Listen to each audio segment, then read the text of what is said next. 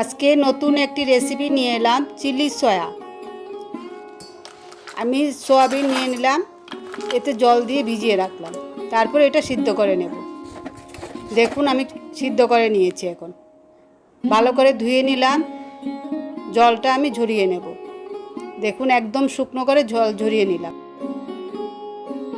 এতে কি কি মশলা লাগছে দেখুন, আমি নিজের মতো করে মশলাগুলি দিয়েছি। এখন আমি সোয়াবিনে সব মশলাগুলি দিয়ে আস্তে আস্তে কিছুটা মেখে রাখবো। দেখুন সবগুলো দিয়ে দই দিলাম, দিয়ে এখন মেখে রাখবো। প্রায় 2 ঘন্টা মেখে রেখে দেব।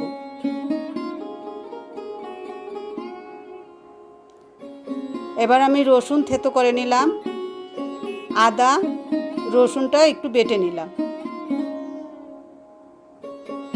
এটাও আমি সোয়াবিনে দিয়ে দেব, দিয়ে মেখে নিলাম।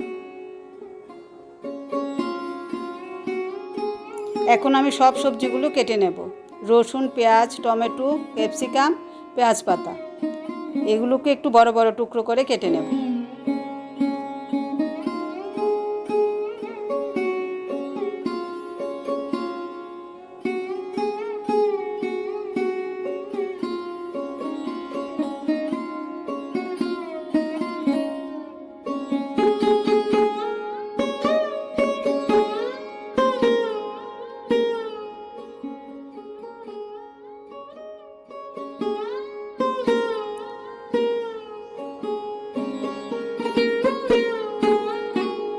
পেঁয়াজগুলোকে ছোট ছোট করে কেটে পাপড়িগুলো খুলে রাখলাম।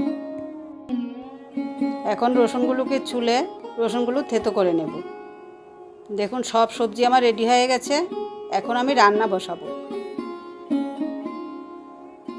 সয়াবিনের ঢাকা খুলে আবার একটু নেড়ে চেড়ে নিলাম। এখন এতে কর্নফ্লাওয়ার দিয়ে মেখে নেব।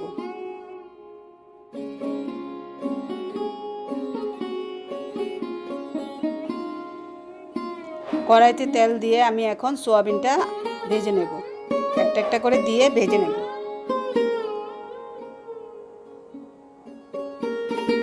এখন ভেজে নামিয়ে রাখবো।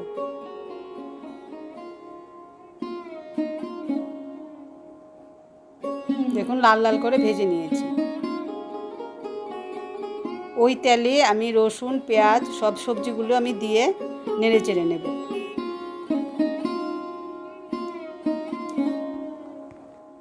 এখন কাঁচা লঙ্কা বাটা, হিং, চিলি ফ্লেক্স দিয়ে আবার নেড়ে চেড়ে নিলাম। এখন লাল মরিচের গুঁড়ো আর সকল সসগুলি দিয়ে দিলাম। এবার ভালো করে নেড়ে চেড়ে একটু কষিয়ে নেব। এখন কিছুটা কর্নফ্লাওয়ার গুলে এতে দিয়ে দিলাম। দেখুন যখন একটু কষিয়ে আসবে, নামানোর আগে সোয়াবিনটা দিয়ে এখন নামিয়ে নেব।